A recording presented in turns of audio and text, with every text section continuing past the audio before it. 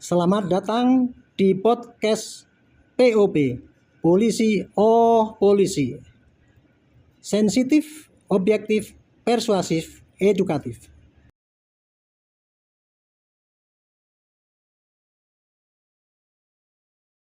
Selamat menyaksikan. Para pemirsa yang saya muliakan, salam jumpa kembali dengan POP, Polisi Oh Polisi. Selama 1 bulan ini kita bersama masih membicarakan kasus tragedi di Rumah Sang Jenderal, atau kita sebut saja sekarang dengan drama Duren 3. Dari awal pemberitaan 11 Juli sampai sekarang ini terjadi banyak sekali opini yang berseliweran ke sana sini membahas mengenai kasus tragis di Rumah Sang Jenderal. Drama Duren 3 diawali dengan rilis dari Polri yang waktu itu disampaikan oleh Karopenmas yang menyatakan bahwa terjadi tembak-menembak yang diawali dengan adanya tindakan percobaan pelecehan dan penodongan bahkan, dan kemudian ketahuan, kemudian terjadi tembak-menembak antara Brigadir Yosua dengan Baradae yang mengakibatkan meninggalnya Brigadir Yosua. Tapi sayangnya di situ dirilis bahwa Baradae dikatakan sebagai membela diri. Oleh karena itu berita itu spontan disanggah oleh korban, keluarga korban, yaitu Brigadir Y, yang tidak terima bahwa keluarganya dianggap sebagai pelaku kejahatan, padahal dialah menjadi korban daripada kejahatan yang dilakukan yang waktu itu diduga oleh seorang pembesar Polri. Akibat daripada pemberitaan itu, maka spontan menimbulkan kesan publik bahwa polisi dianggap pembohong, menyiarkan berita bohong, karena berita yang disiarkan adalah sangat janggal, tidak masuk akal, dan kemudian memutarbalikkan kejadian, seakan-akan begitu. Berita itu jelas, di samping kasusnya sendiri merupakan aib bagi polisi, otomatis langsung menjatuhkan citra polisi. Bahkan saya katakan dulu sampai pada titik nadir. Nah, sementara publik terus bertanya-tanya terus, polisi tidak langsung bisa memberikan jawaban yang memuaskan masyarakat untuk memberikan keyakinan bahwa polisi tidak bohong. Karena polisi waktu itu tetap diam, sekalipun Bapak Kapolri waktu itu membuat tim khusus yang ditunjuk untuk mengatasi masalah ini dengan secara profesional, penegakan hukum yang baik, dan tidak menutup-nutupi apa yang ada. Bahkan Bapak Presiden pun sampai 4 kali atau 5 kali memperingatkan kepada polisi agar jangan menutup-nutupi. Baik itu jadi awal mula kejadian ya, yang ternyata belakang ini terungkap bahwa kejadian itu sesungguhnya bukan tembak-menembak, tetapi kejadian itu adalah penembakan kepada Brigadir Yosua sehingga meninggal, bahkan terkesan sangat tragis. Dan itu terbuka juga bahwa ternyata rilis yang pertama dulu itu hanyalah disampaikan oleh sekelompok orang-orang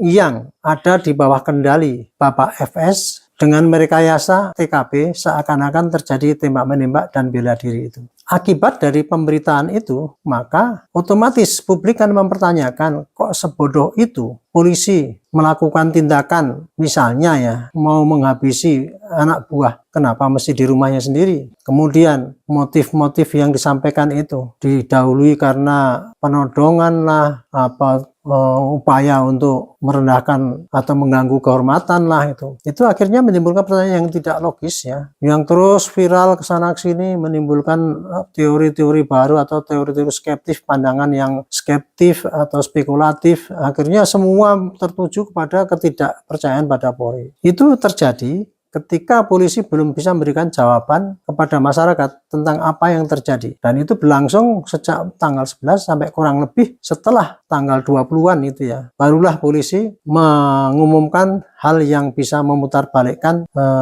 opini publik tadi ya, walaupun tidak seluruhnya, yaitu dengan pengumuman Baradae sebagai tersangkanya dan juga pencopotan penonaktifan 30 anggota yang diduga melakukan tindakan merekayasa TKP atau merusak TKP yang waktu itu dengan sebutan kurang profesional gitu. Jadi polisi waktu itu masih malu-malu untuk menegaskan apa yang sebenarnya terjadi. Itulah kurang lebih itu episode ketika kasus terjadi dan kemudian terjadi viral, pendapat publik ataupun teori-teori yang semakin memburukkan Polri, karena waktu itu polisi belum memberikan jawaban. Baik, kalau itu tadi kan cerita mengenai bagaimana mulainya drama itu. Nah, kemudian saya akan menjelaskan ini bagaimana titik balik kembalinya kepercayaan publik ya, mungkin ya, akibat dari penjelasan daripada Polri.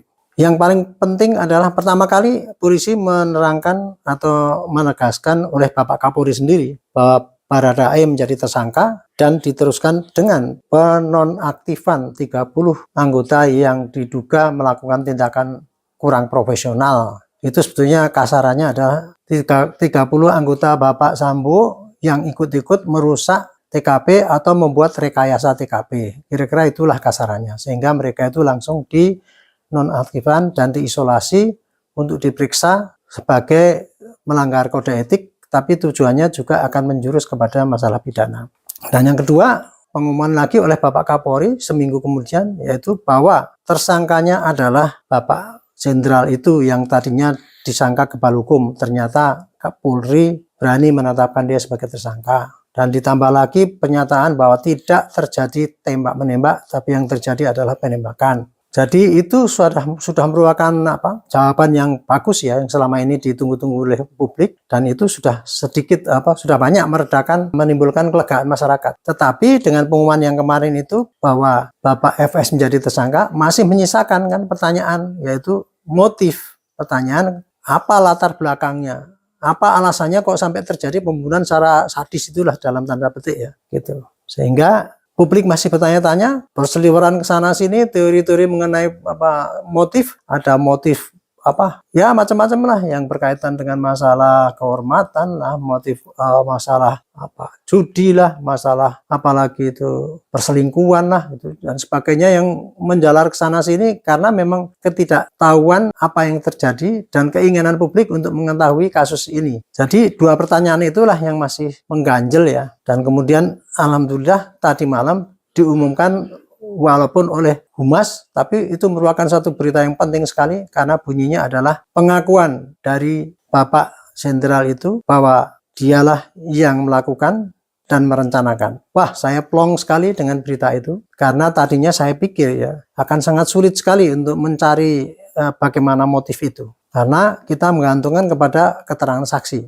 Selama itu kan kita hanya mendapatkan kesaksian dari Baradae yang kesaksiannya berubah-ubah kan gitu kan. Nah, ternyata ini Bapak FS itu juga memberikan keterangan yang berubah juga kan. Dulu dia mengatakan bahwa itu tindakan yang mengganggu kehormatan dia itu adalah di Duren 3, tapi sekarang itu terjadi di Surabaya. Tapi apapun yang disampaikan itu sudah merupakan informasi yang sangat penting ya untuk melegakan masyarakat, untuk mengetahui kira-kira motif apa atau latar belakang apa yang mengakibatkan terjadinya pembunuhan sadis ataupun yang tragis di rumah sang jenderal itu. Jadi intinya dengan pengumuman tadi malam itu mempertegas ya bahwa apa yang dituduhkan oleh masyarakat, apa yang dikhawatirkan ataupun yang dituduhkan pada masyarakat mengenai Polri itu adalah berbohong selama ini. Polri itu adalah kok seburuk itu ya melakukan olah TKP seperti itu, kemudian kok sampai membuat skenario yang sebodoh itu gitu. Akhirnya sekarang terkuak lah. Kasusnya yang terjadi adalah itu terjadi akibat kekhilafan daripada seorang pejabat Polri yang sangat berpengaruh, di mana dia adalah lambang kedisiplinan Polri. Ternyata dia bisa berbuat khilaf karena emosional dia, sehingga dia merencanakan untuk melakukan pembunuhan kepada Barada Yosua itu dengan menyuruh anggota di bawahnya, ajudannya, dan kemudian setelah itu terjadi, dia berusaha untuk menutupi kejadian itu dengan mengerahkan anggotanya yang 30 itu untuk merubah TKP dan membuat skenario seakan-akan itu terjadi, yaitu yang didugakan yang pertama dulu itu, percobaan penodongan dan pelecehan, dan kemudian panik menembak-nembak, dan terjadilah tembak-menembak.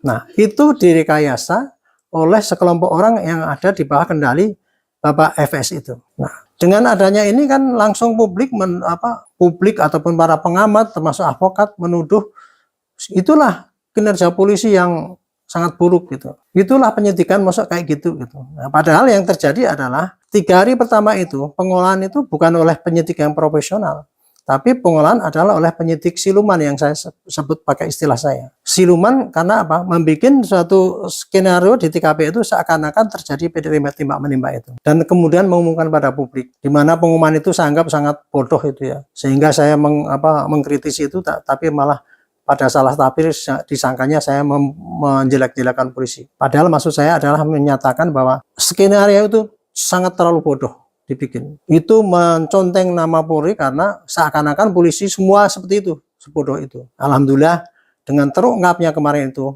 maka citra polisi yang dituduh buruk sekali itu saya kira sudah bisa terhapus. Itu kira-kira hikmah daripada pemberitaan yang positif dari Polri atau jawaban dari para polisi untuk memberikan pertanyaan kejanggalan-kejanggalan ini yang selama ini ditunggu oleh masyarakat. Dan baru semalam dijawab dengan tuntas sehingga bisa memberikan penjelasan kepada masyarakat tentang apa yang sesungguhnya terjadi, meskipun masih juga tersisa, yaitu motif itu sebenarnya apa. Tapi nanti itu memang kita harus terangkan untuk itu. Baik, selanjutnya kita ingin membahas kembali apa hikmah dari kejadian selama ini ya. Sebulan ini sebetulnya kita ini kan dilingkungi dengan keingintahuan publik. Apa sih yang sebetulnya terjadi gitu ya. Karena selama ini informasi yang disampaikan oleh Polri itu sangat seret kan itu. Jadi publik terus bertanya-tanya terus dan timbullah berita-berita yang liar. Oh ya tadi saya lupa tadi saya salah sebut ya. Ada kasus dari Surabaya, maksud saya dari Magelang itu, bukan dari Surabaya. Dan yang kedua Barada Yosua, mestinya Brigadir Yosua. Nah, baik, hikmah daripada ini podcast kita selama 1 bulan ini adalah kita akhirnya bisa mengetahui ya, sebetulnya kisah yang tadinya tuh dibikin seakan-akan tuh menghebohkan gitu ya. Seberapa kok polisi sampai tega berbuat seperti itu, kemudian kok alangkah naifnya ya membuat skenario kayak gitu. Saya sendiri juga bertanya-tanya dulu itu, kenapa kok sampai terjadi kayak itu skenario seperti itu. Nah, sekarang sudah terjawab ya.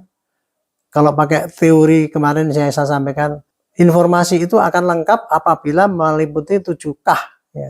Yaitu si Adi demen babi. Siapakah? Nah, sekarang sudah jelas kan siapa saja yang terlibat di situ.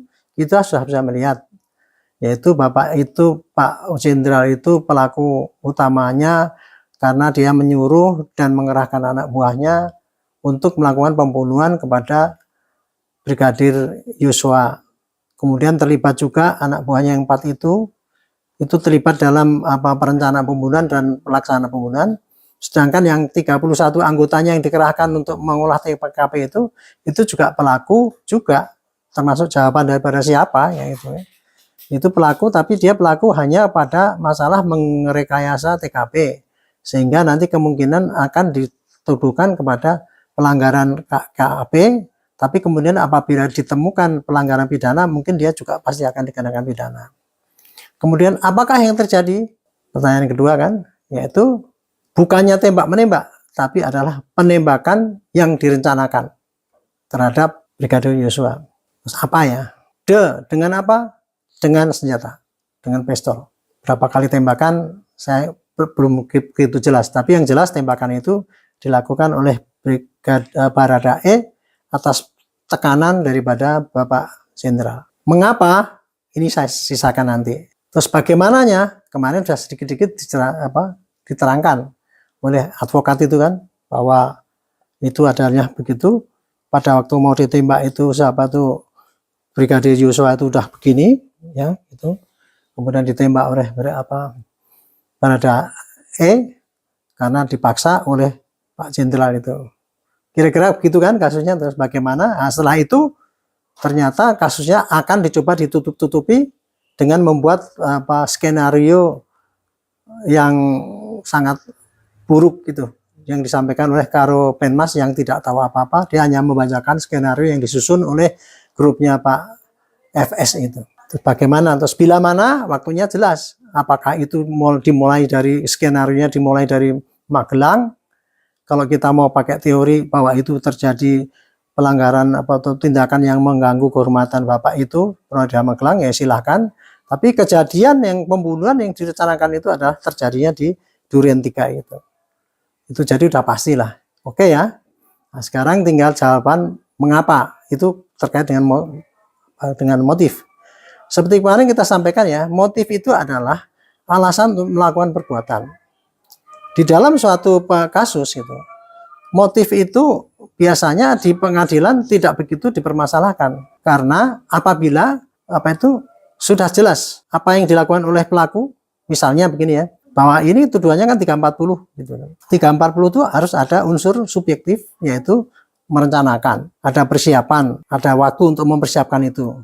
Nah, gitu. Kemudian perbuatannya apa yang dilakukan selanjutnya sesuai nggak dengan perencanaan. Itu motif ya. Jadi motif ini berguna satu untuk kelengkapan penyidikan yang nanti untuk meyakinkan hakim di persidangan agar pihak hakim betul-betul yakin bahwa oh ya itu memang direncanakan, dan juga motif-motif dari yang lain, misalnya dari Baradae itu apakah motifnya itu dia memang mau sukarela atau dia sangat terpaksa, itu nanti akan menentukan itu. Nah, jadi motif itu yang digali adalah yang kira-kira untuk meyakinkan hakim. Tapi motif juga dipertanyakan oleh masyarakat kan, pengen tahu kan apa yang terjadi belakangan ini. Nah, sekarang dengan adanya pengakuan daripada Bapak Jenderal itu semalam yang diumumkan berdasarkan keterangan apa yang disampaikan dalam berita acara itu, yaitu Pak Dirbidu mengumumkan kan, saya ini hanya mau menyampaikan apa yang diakui di dalam berkas itu, yaitu ya saya memang merencanakan untuk membunuh dan melaksanakan pembunuhan itu bersama anggota saya, ajudan saya, karena kehormatan keluarga saya sangat diinjak-injak oleh dia lah. Kira-kira begitu. Jadi motif itu kemarin sudah terjawab. Mengapa? Ya, itu Bapak itu karena emosional terganggu dignitinya gitu. Kemudian dia melakukan tindakan menghabisi anggotanya itu dimulai dengan perencanaan. Jadi kesimpulan saya, motif dalam hal ini sangat tidak dibutuhkan untuk melengkapi berkas, karena dengan pengakuan dari Baradae ditambah lagi dengan kesaksian ataupun yang melihat menembak itu sudah cukup untuk meyakinkan hakim bahwa yang terjadi adalah pembunuhan yang direncanakan. Jadi seperti yang diduga oleh advokat para korban itu. Kira-kira begitu jadi yang terjadi. Oleh karena itu, untuk mengejar apa motif yang sesungguhnya itu, sekarang itu adalah ranah daripada publik yang ingin mengetahui bagaimana sesungguhnya yang terjadi. Tapi saya kira inilah ibarat kita nonton sinetron itu ya, kalau sutradaranya pinter itu ya nggak akan disebutkan controlnya itu bagaimana, masih menyisakan pertanyaan yang mungkin nanti akan bisa disambung lagi sinetron berikutnya gitu. Kira-kira begitulah. Jadi intinya ya, semalam kita sudah lega ya bahwa selama ini pertanyaan kita 7K itu sudah terjawab. Dan saya juga berterima kasih kepada polisi ya, yang selama ini saya kritisi, mbok kalau ngasih penjelasan itu jangan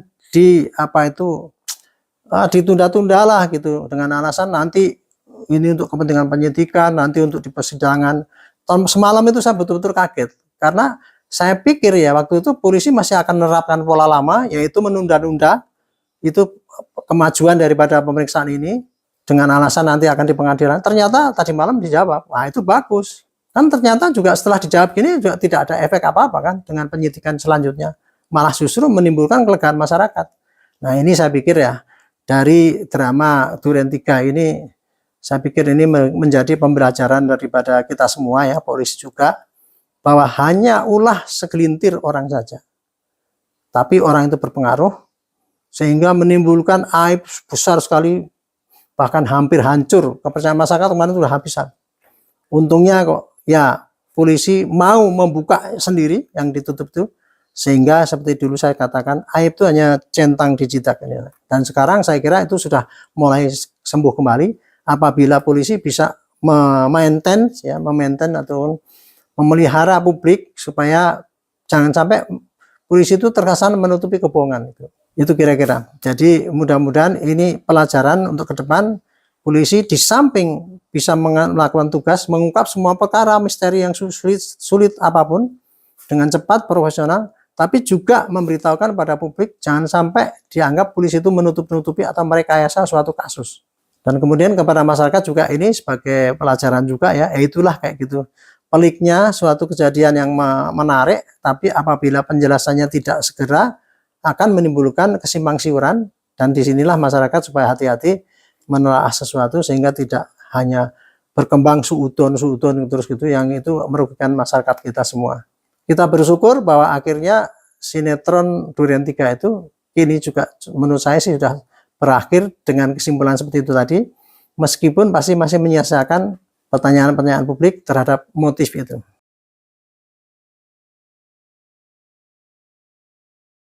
Terima kasih atas kesetiaan para pemirsa sekalian. Mohon maaf apabila ada yang kurang berkenan. Sampai jumpa lagi pada POP selanjutnya. Mohon bantuan subscribe, like, dan share. Sampai jumpa.